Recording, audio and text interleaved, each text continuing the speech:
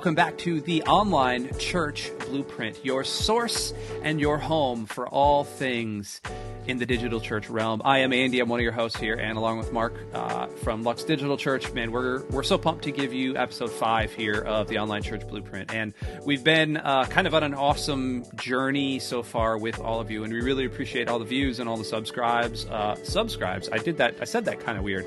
Subscriptions. Not only to our Altar Live YouTube channel, but also to our podcast feed. And you can find us wherever you listen to podcasts. You can also subscribe on YouTube. You can also now find us in Digital Church Network's FAM. And if you have never explored FAM, it is essentially a community for people like you that are really searching to expand the kingdom and really do digital ministry, whether that's in physical churches looking to expand into the digital realm, or whether that's digital churches that are looking to get connected with other pastors and leaders and preachers and teachers. That's what FAM is. That's what the Digital Church Network is. We are ostensibly a bunch of church planters, but we're also pastors and leaders and people that are just gathering. And you can find all of the information about that in the links below, or you can look in the show notes as well for a link there. If you've never joined, it's free. You don't need to do anything. We're not going to spam you or anything like that. It's literally just a place to gather and hang out and share links and talk and laugh with each other, and sometimes occasionally meet up and go live and just, do the thing. So on episode 5 today, I've talked about this briefly before, but I am one of the kind of workers with Altar Live. I'm the video content director, but also I kind of do some marketing pieces. And this episode is actually not so much going to be about Altar Live. Now, Altar Live obviously is a place where you can do a whole bunch of things in the online sphere. You can, it's your one-stop shop for all of your digital or physical church needs. You can stream into Altar Live. You can gather in tables. You can gather in rooms. You can gather in meetings. You can gather and really group all of your people together in this wonderful place. You can turn on your camera and chat face-to-face while service is going on, while a live stream is going on. It's really quite remarkable. You can try it out for 14 days for free using the link below. But we are actually talking a little bit less about those kind of wrappers around the platform. And today, Mark and I are having a conversation about how to actually stream into places like Altar Live or places like Church Online Platform or any of these other places. We're going to be talking a lot today about how to pick the best streaming provider. Now, the conversation goes in some interesting and various places. We talk a little bit about the theory of what it means to contextualize your live stream, the theory about what it is to talk around certain, demographic information and things that happen in different streaming platforms. And we also talk about choice and how we're kind of spoiled for choice a little bit. So if you do have any questions or you do want to chat, actually, Mark and I also offering consulting services. I know this is kind of seems like a weird hard sell, but you can go to yourchurch.digital or the link below and click on one of our pictures and it'll take you right to a booking calendar. You can talk to us for free to kind of set up a time is for, like a 30-minute free consultation session to just kind of help you get set up in the mold of everything that you want to be doing with either your physical church, your phygital church, or your digital church itself. So that is yourchurch.digital. But before we go any further, before we kind of end the episode, obviously we need to get to the meat of the episode. So here it is, episode 5 of the Online Church Blueprint.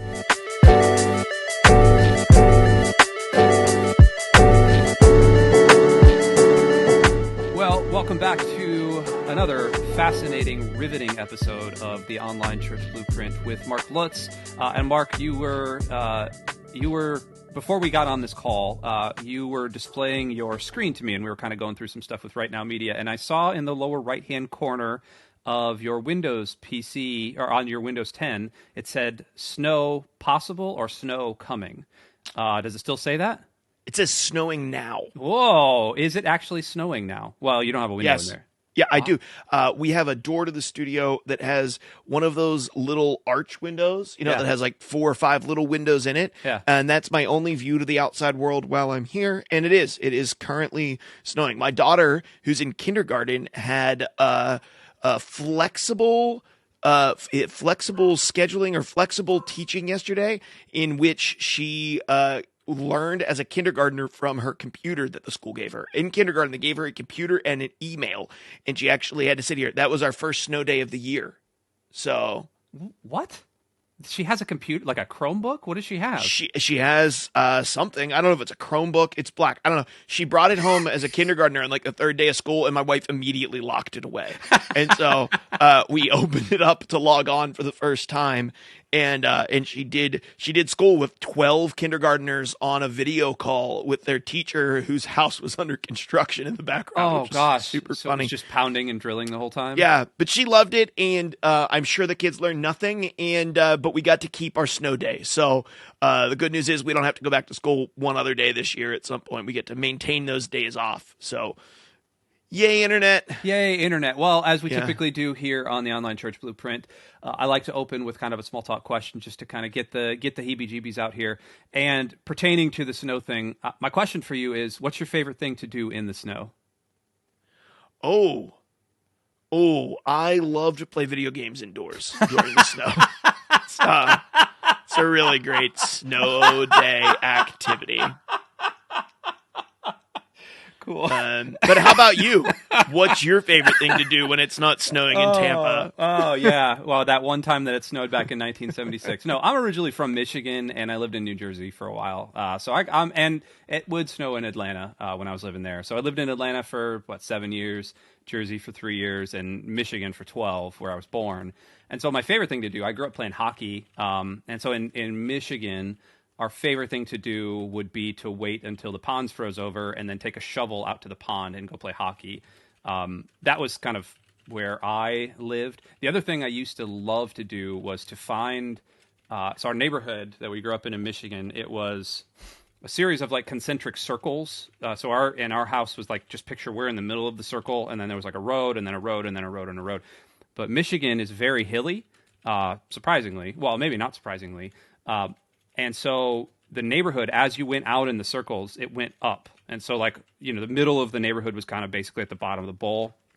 And then I would walk to school, literally uphill, half a mile in the snow. Well, no. Well, only one way. So my favorite thing to do after school would be I used to really irritate my mom. It'd be snow on the ground, everything's good. I'm going to be walking home and it's downhill. And I would take my backpack and put it on my knees and then sketch down the road, down the snowy road on my backpack. I went through a couple of Batman and Teenage Mutant Ninja Turtles backpacks that way. Just absolutely tore them to shreds. Didn't hear the end of it for a while either. My mom was real happy when we moved to Florida. Let's just say that, because there's no hills and there's no snow. So there we go. Mm-hmm. It's just that day that you had to beat an alligator away with your backpack and it took half your homework with you. That was the trade-off. Listen, there's hazards for homework and backpacks no matter what biome you choose to live in. So it's true. Alligators, sled riding, a little bit of everything. Absolutely. Quick story. So my dad, the reason we moved down to Florida when I was 12 was that my dad got a job transfer. He got like a promotion and yada, yada, yada. And the headquarters of his company was here in Tampa. And so one of the first times my dad came down here, he was out playing golf, because that's what you do when it's like March. You go and play golf because you can. And we're all very avid golfers, our entire family. He was out on one of the tee boxes and he hit a ball, and it wasn't the best ball in the world, and it kind of went off into one of the roughs. And so he went to go find it. Now, growing up in Michigan, you could just go walk into the woods to find your ball. You're not worried about anything. There's nothing back there. He went and found his ball, and he said maybe 8 to 10 feet away was a gator, just like sunning himself on the side of this pond. And my dad didn't know what to do. Like, he didn't want to swing and anger it or anything like that. So he took a golf tee, like a regular little wooden tee, and he threw it at the alligator, thinking it was going to scare it. And it hit the gator on the nose and kind of bounced in front of him. The gator slowly, languidly looked at my dad and just went, whoom, and chomped this tee.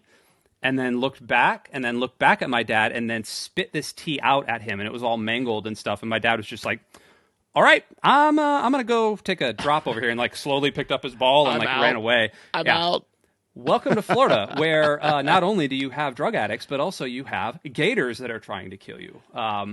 Yep, and they know, they're the boss. They know they're the alpha predator. They don't Yep. they don't need to be scared of you and your golf tee. They're not worried about that. You guys are going to be down here in a couple weeks. Just stay away from the water. That's all I ask. It's going to be great. We will. We will. Listen, we're in episode 5 of the Online Church Blueprint. We've talked a lot, kind of about theory and how to get groups and community and the things that are all around digital church expressions and digital church and kind of the physical to digital church transition.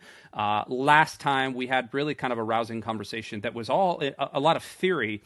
And so this conversation, actually, Mark and I wanted to have was a little bit more practical. And this is going to be more for the churches that are physical, looking to broadcast or stream or get onto the internet. Digital churches themselves, like Lux, may be able to sit this one out a little bit, although I think there's still going to be some pertinent information for you, because we're going to be talking about how to choose the best streaming provider for you, for your context, for what you are doing, how to choose, within your budget, within your context, and typically, we would have a checklist, and really the checklist for you is going to be pretty simple, and we'll talk about that in a minute. But Mark, I know that Lux broadcasts primarily on Twitch. That's technically where all of its live services go. Now, Twitch is free, correct?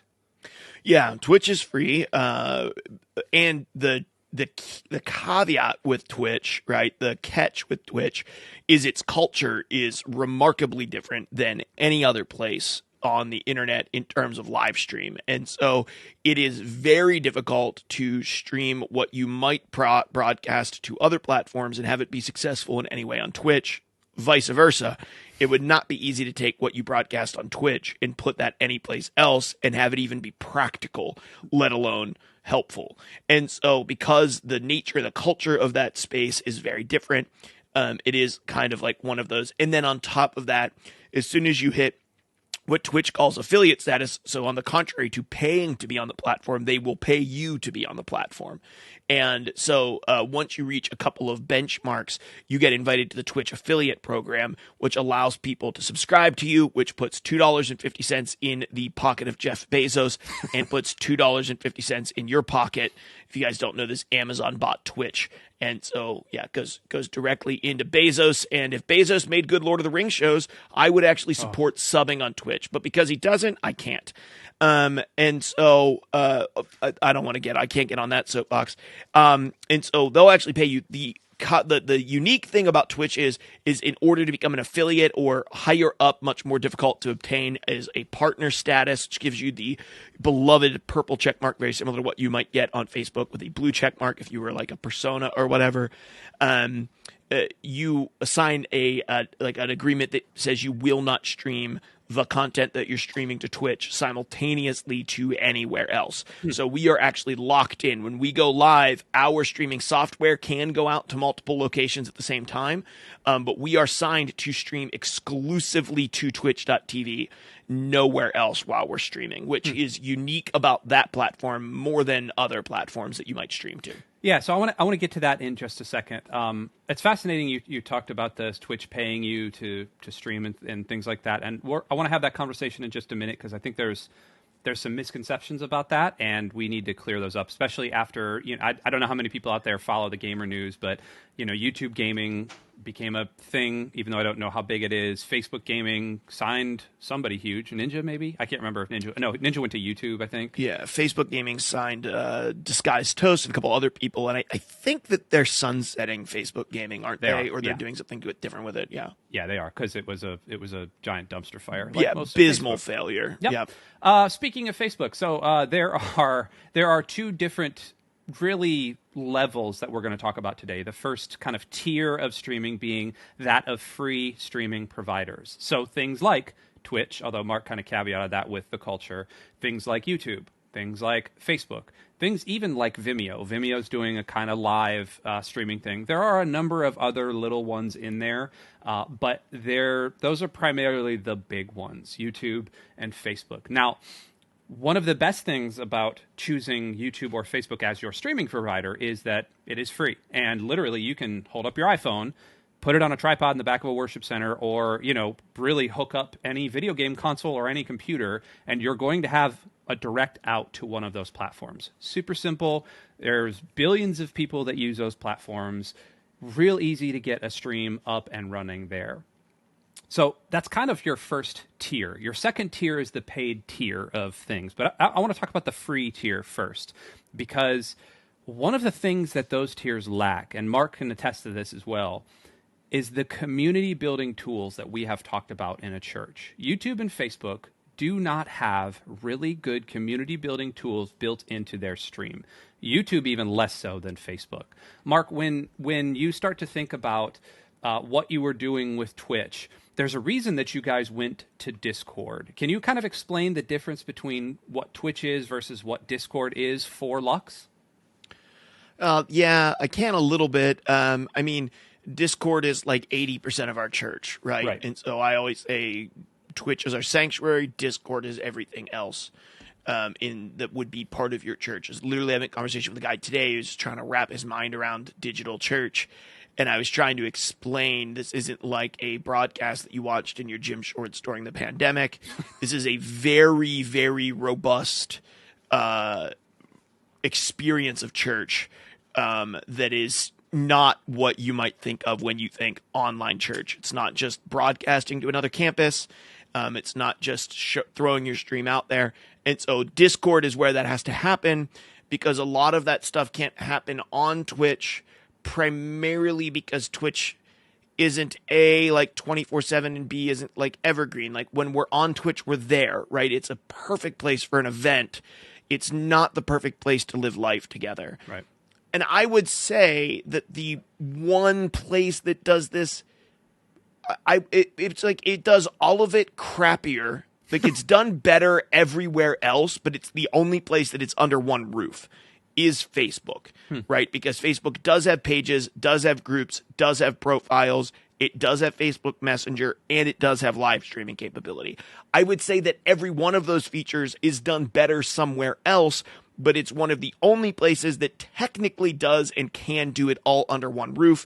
YouTube has tried to do that a little bit under one roof, but you are once again set with certain ceilings. You don't get the community tab until you reach a certain amount of people on YouTube, and the community tab, I would say, at best, is a creator's capability to interact with their fans versus really a robust experience for building community and doing life together, which is why you see a lot of people on YouTube also have Discord servers. Right.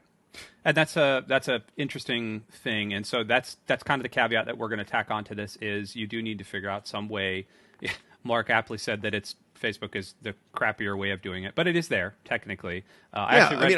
Go ahead. No, I don't think anybody's got an illusion about that, right? I haven't talked to anybody in 5 years that are like, have you checked out Facebook yet? It's amazing. They've done really cool things over there. Everyone has been like, man, do I hate Facebook, but I am on Facebook. And so the benefit of Facebook is that there's more Facebook users than Christians on the planet. Right. Oh, so that's thing. Scary to think of. I've never even put that together. Oh. Yeah, one of Zuckerberg's bragging points over the last handful of years was their active monthly user base eclipsed the number of Christians in the world. That's almost like a Beatles saying we're bigger than Jesus thing. That feels like. Oh. It literally was that. Yeah, but I mean that is one of the reasons their platform is working is it's there, right? They don't have to work hard to keep it there. They have billions of people on it. So. Well, that's another reason for me to transition off of Facebook as soon as possible. Now, that's not to discourage you if you're trying to get your stream up. Again, Facebook is easy. There are technically pages and groups that are built around it. Lots of churches are successful still in that. Bayhope, we still technically broadcast to a Facebook page, although we are putting the least amount of work into it as possible because we're finding that while the grouping function works, the Facebook Classroom function is functional and works for us as well. Sometimes when we actually devote time to it, and the page, it just essentially is an announcement platform. Most of our audience and attendance is not there.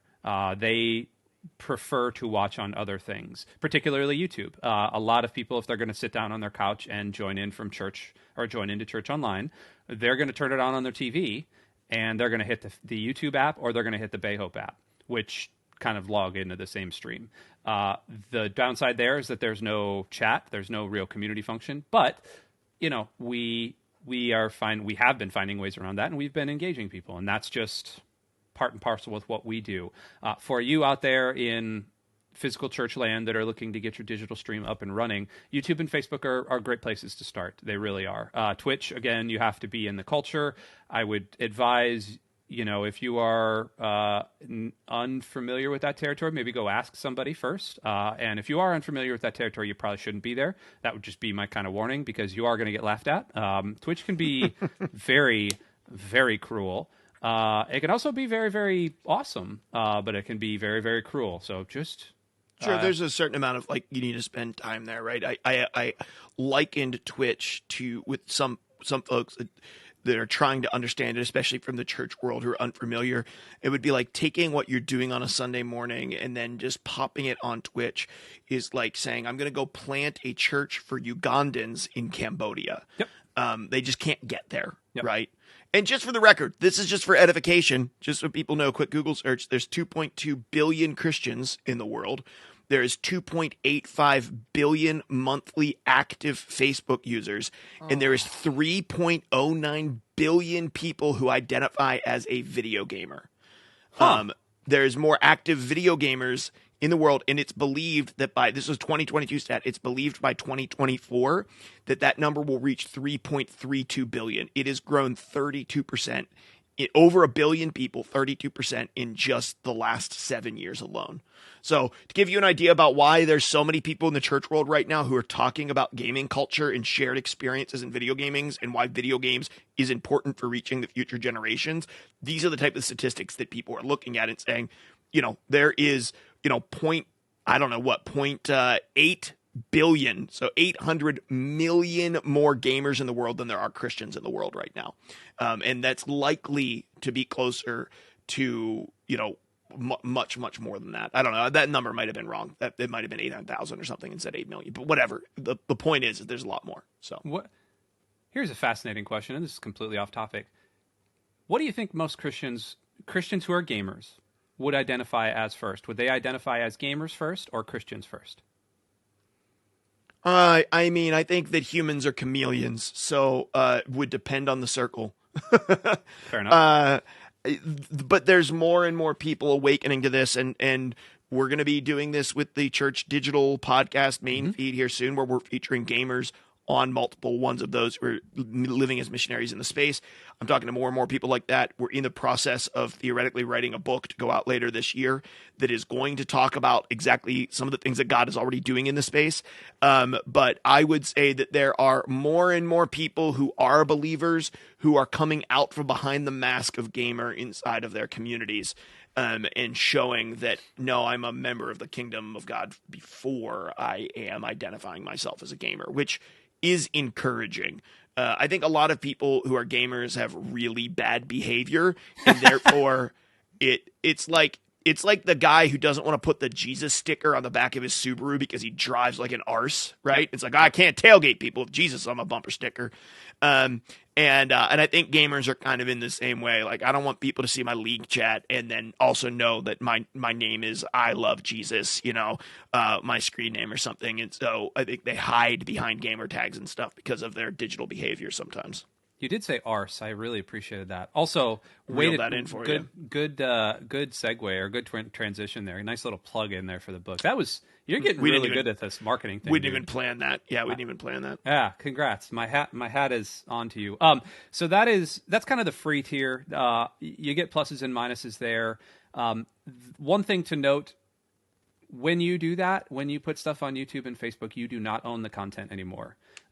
You are now, and this is the big caveat and big warning I always give when I'm doing consulting work for people that are trying to get their streams up and running.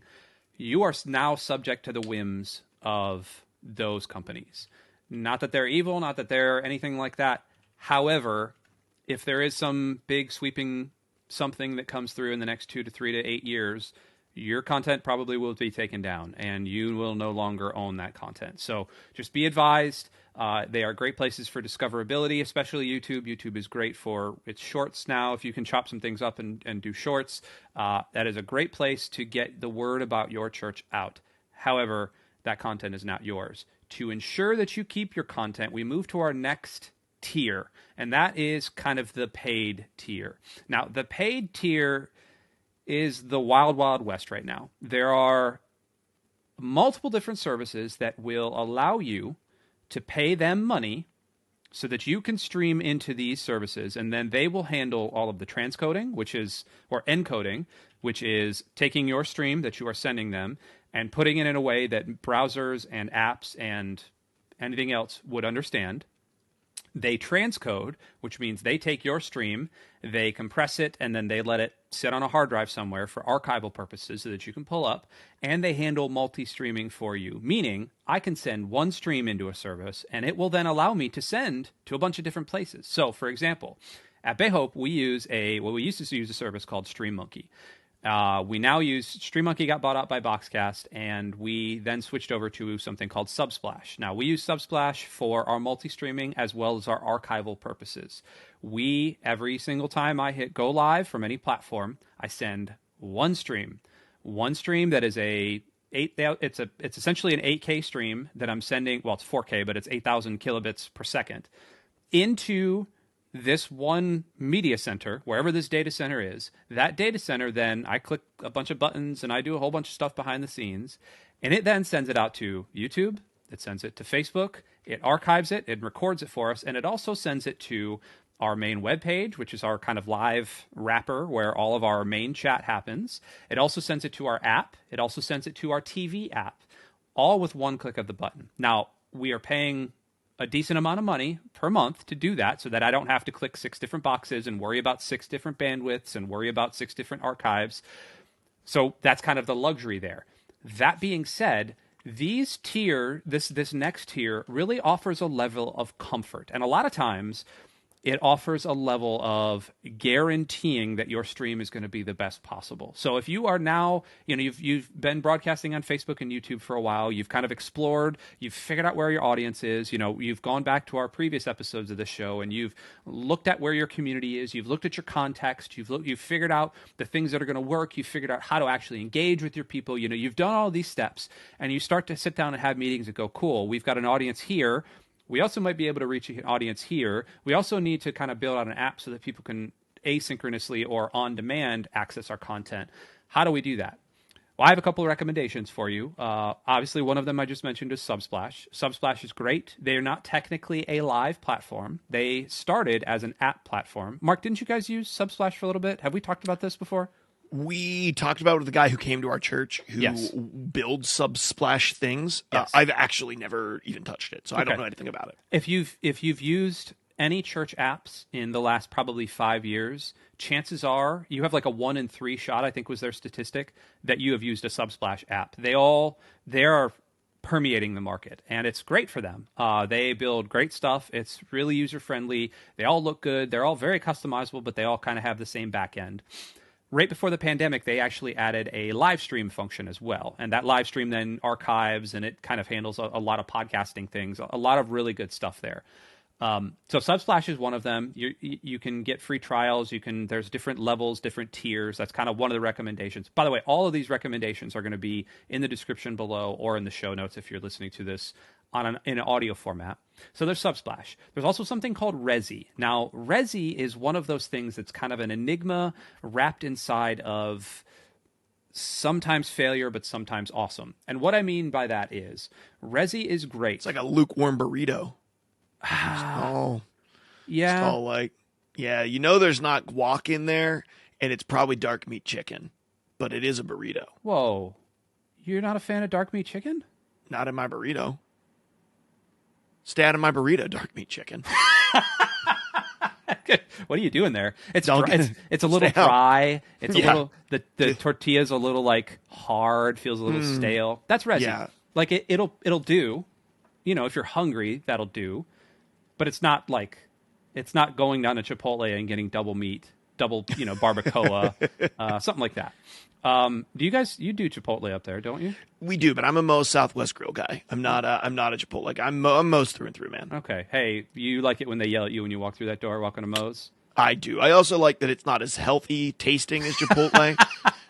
Because I know that Chipotle isn't actually healthy, and I know they're tricking you because they put cilantro lime rice, which tastes like crap, but you're like, oh yeah, look at this. I'm having a bowl. It's delicious. It's so good for me. It's not. It's not smothered in queso. Man, this is fascinating. I'm learning so much about you today, Mark. I appreciate this. It's good. So our lukewarm burrito of streaming services is Resi. The thing about Resi is that they're great for satellite connection. So if you are a larger church that is looking to broadcast to a satellite campus, Resi is amazing with that. We have used them at Bay Hope for years. They have, I don't think it's ever failed. They have backups built upon backups. They have cellular backups built into. I mean, they're amazing at their hardware things. Their software kind of falls down a little bit. Resi started trying to get into that live streaming market. And I looked at them very intently for 3 or 4 months before we switched over to Subsplash. And they don't offer archival purposes longer than like 30 days. They don't offer a number of software features. They may be updating as of the time of this recording, before that or after that. So you might be listening to this later and go check Resi out and go, yeah, it's going to work for me. Their pricing was always a little bit high. Great guys, and we really love what they do, and we're just waiting for the software to come through, and we'll probably switch over from Subsplash to them, but as of right now, they're not there. There's also another company called Boxcast, and Boxcast sucks. I'm just going to put that out there. Don't use Boxcast. They bought out my favorite company, StreamMonkey. We use StreamMonkey since its inception at Bay Hope, and StreamMonkey was awesome. They were rock solid, but they didn't really have the user base, and Boxcast came in and bought them out and proceeded to turn it into just dog poop. Mm-hmm. And it is so, whereas Resi was the lukewarm burrito, this is like the flour tortilla that was found underneath all of the stacks of tortillas that somebody made a quesadilla out of. Like that's what this is. Disgusting. It's kind of crunchy, and it like just turns into brittle when you grill it. So those are kind of the 3 recommendations. We don't need to go any more in depth with those. Mark, I before we kind of go any further though, when you're looking at Twitch, when you're looking at how you broadcast into Twitch, if you had the option, would you multi-stream to other places? The answer to that question is I don't know. We think of so I think it's interesting to look at live streaming in 3 ways. You have on your side the streaming software that you're using, right? And that has tiers. You could go download OBS and you could start for free, but you're going to come with all the glitches and all the plugins and everything that goes along with learning OBS. We took a step up and started using vMix. But there are other programs out there that are really good as well that you might want to purchase. That's your streaming software, how you're managing your stream. And then there's these potential of these in-betweens that let you stream out to multiple places, which is what Andy's been talking about. And Restream is amongst those, right?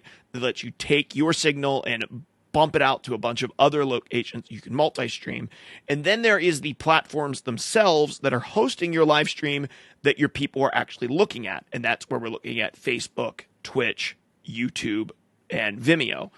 And these are the places where people might actually be coming to watch your live stream. And maybe it's also on your website and on your app and all of these other places, which we can't do. So to answer your question, I think when we think of Facebook versus YouTube versus an app versus Ultralive versus Twitch, I don't think of those things as places to push a signal to. I think of those things as potential digital churches. And so in the same way that I would plant a physical church in Chicago different than I would plant a physical church in rural Indiana, I think very differently about the way I would plant a church in Facebook to how I would plant a church on Twitch. So if I was planting a church on Facebook, I would want to use the tools and the places that Facebook users frequently use so that I'm doing something that's native to their culture and native to their language. And I would also want to provide a stream that did that as well. Whereas our Twitch stream, you're going to come in and you're going to start seeing things and you're like, I don't understand that. I don't understand that. I don't understand that. And that's good. You shouldn't unless you're a gamer and a regular Twitch goer. But the fact that, Tim Allen is in our chat all the time is emotes, and we say put 5s in chat all the time. And there's all of these things that are true to our church, and the inside nature of Twitch just does not translate to other platforms well. So would I ever multi-stream? I don't think so. I think that for us, I might stream to Twitch one day and I might stream to Facebook another, but the way that I did that church would be catered to 50-year-old women, not 20-year-old gaming men, because different people use those platforms. And where I would send them afterwards would be very, very different, because I want to give them tools that they already know how to use, because most of them aren't going to learn to use something new. This is my big hang up with YouTube, is that YouTube is so big that there's not a definitive place that people who watch YouTube actually go to interact afterwards. And that's my hang up with doing a church plant on YouTube at this time. My hang up with doing a church plant on something like Instagram, you might be able to catch your feed, is obviously the limitations of live streaming to Instagram, but also like, where are people going afterwards? How are they actually being discipled? How are you building relationships with them? And so I think there's multiple levels of things that you have to consider between software, in between to multi-stream, and then whether or not you should be multi-streaming or you should be laser focused on the type of person that's on the platform that you're trying to get to, and what is it that fits them really well. And so my simple answer is, for us at Lux and the way that we're thinking, no. If I was a pastor at a hybrid experience of church, where I was just basically trying to say, we're not just trying to reach people, we're also trying to create a space where people from all across our church who might not be in church this week could come and interact, then yeah, I would probably want to multi-stream out to my website, to church, like whatever, Craig Rochelle's church thing, and maybe Facebook and YouTube, because it gives me the ability to reach a wider range of people. Just the same as there's 10 people on your team that communicate over Facebook Messenger, texting, emails, calls, and only in person. You have to learn how to communicate with all of them. Live streaming platforms are very similar to that. You have to learn how to communicate with a multitude of people. And I think in that case, yes, I would probably be exploring multi-streaming more like passionately. Cool. I appreciate those thoughts. And for everybody out there that is kind of exploring multi-streaming, keep all of that in mind as well. With some of those bigger platforms, you have to worry and really take into consideration your audience. Bayhope, we multi-stream because we do have a very large multi-generational congregation that is online. Mm-hmm. And, some people are using it as they're on vacation. They want to stay part of the church, but some people are 65-year-old shut-ins, and other people are 22-year-old computer programmers. And we have that vast gamut. We have 18-year-olds on there. We have 85-year-olds on there. We have everybody that is part of that church. And so we unfortunately don't have, and I'm going to say luxury, and I don't. Lux has the luxury of being able to hyper focus on somebody that's in Discord, in the Discord culture, and in Twitch culture, which I love. Bayhope, we kind of have to.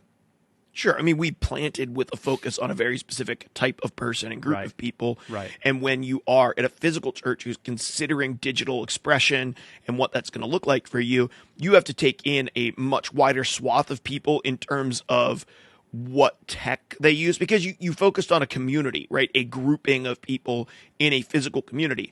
You didn't think about, well, how do we attract only people that use Facebook from this community? Like, that didn't cross your mind, which makes sense. Whereas for us, we were going at, like, our physical location was Twitch and Discord. So we were going after people who all use the same digital tools, which does enable us to be a little bit more laser focused on what tools we're using. And we don't have to consider multi-streaming in the same way that probably 99% of physical churches might want to consider it. I think the safest bet, if you're listening to this and maybe you don't do a lot of streaming out and your church is maybe a little bit older, you don't feel like you have the best equipment, you're not going to buy a really expensive thing to stream out to multiple locations, or you're not trying to go out to a multi-campus thing, but you're listening to this podcast, it's like, okay, what is the best thing to get me probably to Facebook? Because that's probably going to get to the most people that call my church home already. Like, that's where, because it's all different, right? It's contextualized. It just depends on, if I'm the pastor of a 150 member Presbyterian church in the country, where I need to go with this is way different than if I'm Bayhope and, I have 4,000 people watching me online each week. Right. And the tools that you need look very different as well. Yeah.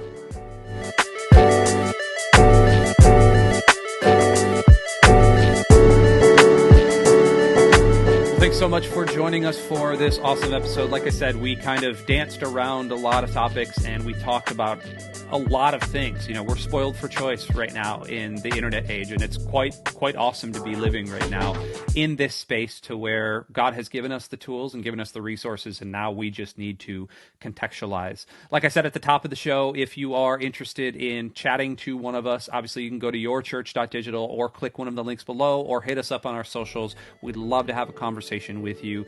And yeah, thanks for listening or watching episode 5. Make sure to subscribe on YouTube, subscribe on Spotify if you're listening there, to make sure that you are keeping your RSS feed in your whatever podcast reader. And we will talk to you next time.